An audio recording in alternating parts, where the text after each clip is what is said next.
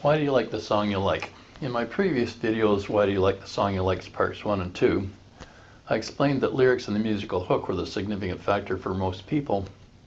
In part 3, I explained that if you strip away the lyrics and the musical hook and play the song as an instrumental, the listener is hearing the melody and supporting chords. Most pop songs rely on 3 to 5 chords only.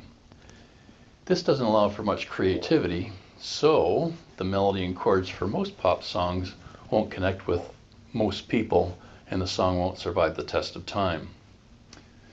However, very gifted songwriters create these songs that have 10 to 30 chords to support the melody, and these songs will survive the test of time. Songs like Yesterday, Somewhere Over the Rainbow, and What a Wonderful World. One genre that relies heavily on these songs that gifted songwriters create is jazz. Since jazz is largely instrumentals, these songs are a natural fit. I recognize that most people would say that they don't like jazz. Under 3% of North American music consumption is jazz, so the statistics back that up. However, most people like jazz sometimes. Most have dined in a restaurant with jazz as background music and quite enjoyed the experience. Movie and TV title soundtracks sound like jazz. For example, take the themes from Taxi and the James Bond movies.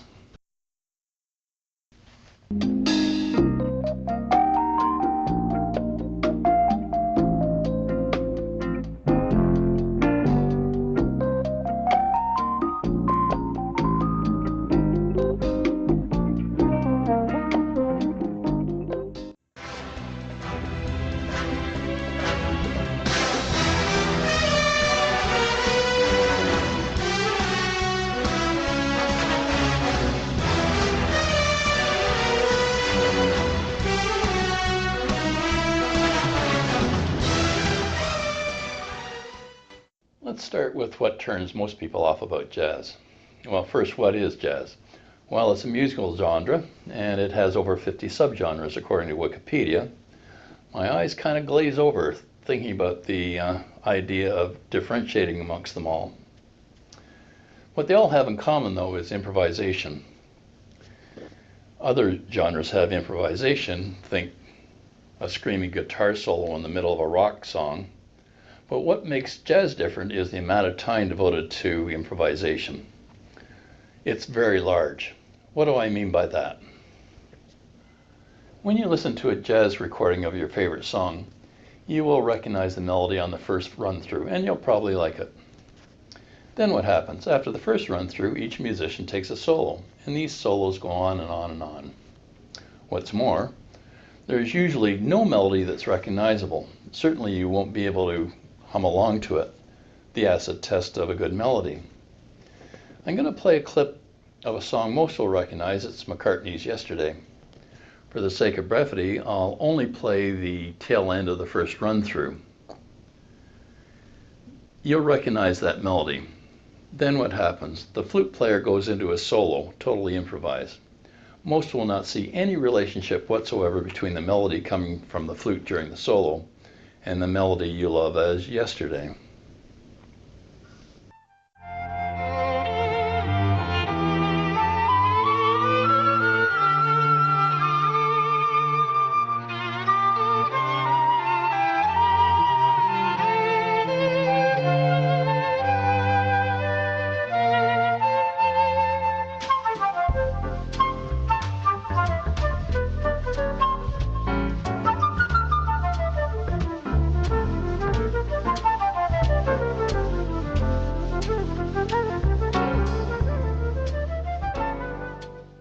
If you saw the whole clip, the amount of time that is melody you would recognize is about 2 minutes.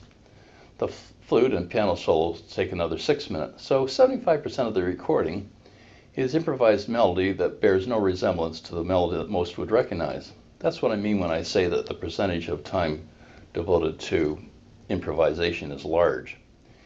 In fact, a trained musician would listen to the solo and recognize the solo instantly as Yesterday. That's because a trained musician can hear that one-of-a-kind chord progression guiding the soloist. The soloist is actually composing and playing a new melody on the fly that fits with a fixed chord progression of Yesterday. I'll demonstrate what I mean, but I'm going to spend a minute refreshing your memories on the musical terms you'll need to understand: note, melody, chord, and chord progression. I'll use an excerpt from my last video on chords. Okay, I'll explain the four relevant terms: note, melody, chord, and chord progression. It's only going to take a few seconds. First, the note. If someone says to me to play a note in the piano, here's what I do. I play a note. And if I play a bunch of single notes in sequence, it'll be a melody, and most will recognize Happy Birthday as the melody.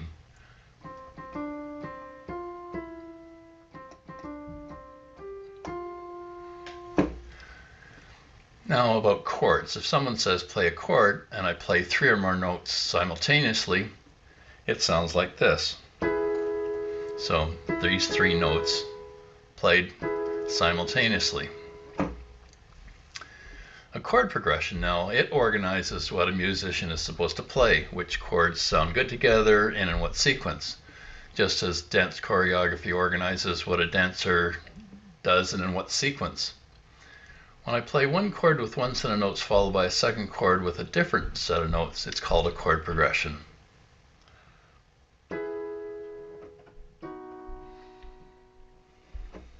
So if I string 2 different chords together, it's a 2-chord progression. Yesterday is a one-of-a-kind chord progression that has some 26 different chords in its chord progression. Now I'll demonstrate how the flute solo fits with the chord progression. I'll play a clip again and add a separate track where I play the recognizable melody on piano along with the clip. You'll hear that both my piano solo and the flute solo fits with the chord progression.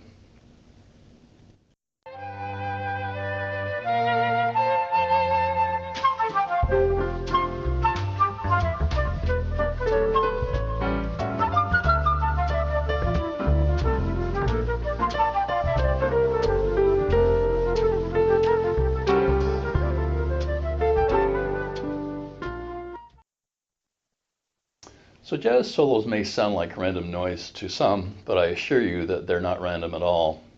Jazz musicians live to perform their solos. It gives them an opportunity to show their creativity and awesome technical skills. Unfortunately, only other musicians can appreciate these awesome skills. Most non-musicians just hear unintelligible noise.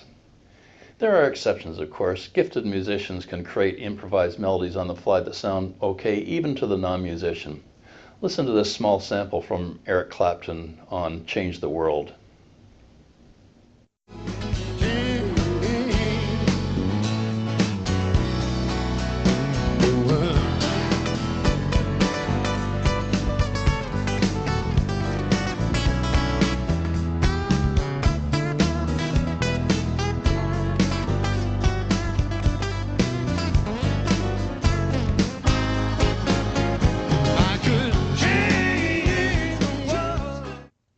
Although a small percentage of guitar players have the technical skills to play the notes in that short solo, most would not be able to create that solo melody on the fly that sounds so great even to the non-musician.